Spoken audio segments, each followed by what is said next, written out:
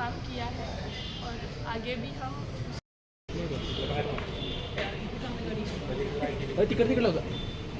गाडी दुखलेली आपली गाडी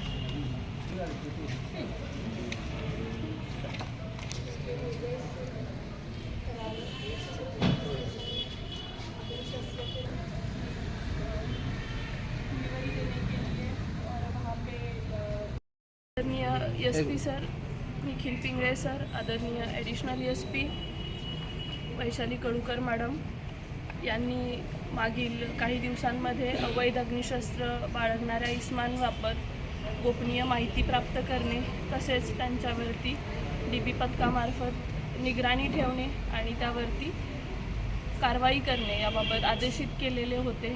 त्या अनुषंगाने कराड शहरमधील गुन्हे प्रकटीकरण शाखेकडील कुंभार यांना शासकीय गोडाऊनच्या पाठीमागे काही इसम हे बेकायदेशीररित्या अवैध अग्निशस्त्र बाळगल्याची माहिती मिळालेली होती।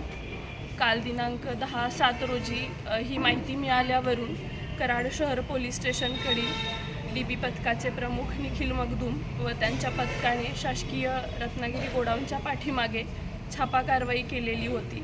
त्यामध्ये अफ्ताब मोमीन वय 24 वर्षे राहणार मुजावर कॉलनी कराड, रेहान मेहबूब शेख वय 19 वर्ष राहणार मुजावर कॉलनी कराड, अमर पाटील वय 23 वर्ष राहणार काले तालुका कराड, ओंकार प्रकाश हिंगणे राहणार येडे मच्छिंद्र तालुका वाळवा या चौघांच्या ताब्यातून एकूण त्यांना 4 देशी बनावटीचे पिस्टल व 8 जिवंत काडतुसे असा एकूण 3,58,000 रुपये किमतीचा मुद्देमाल मिळालेला आहे। सदर कारवाईमध्ये कराड शहर पोलीस स्टेशनचे प्रभारी वरिष्ठ पोलीस निरीक्षक श्री दत्तात्रय दराडे, API विजय गोडसे यांचेसह कराड पोलीस स्टेशनमधील DB पथकामधील PSI मगदूम, त्यानंतर पोलीस अंमलदार सतीश पाटील, संदीप कुंभार, अशोक वाडकर, सज्जन जगताप, अनिल स्वामी, संतोष पाडळे, धीरज कोरडे, दिग्विजय सांडगे, निलेश विभूते, अमोल देशमुख, मुकेश मोरे, मोहसिन मोमीन, आनंदा जाधव,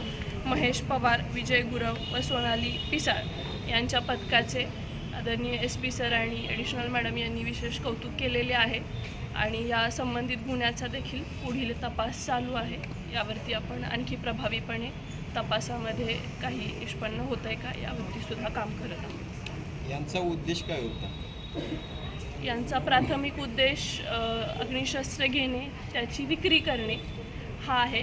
यामधील ओंकार हिंगणे राहणार येडे मच्छिंद्र तालुका वाळवा हा रेकॉर्डवरील आरोपी आहे।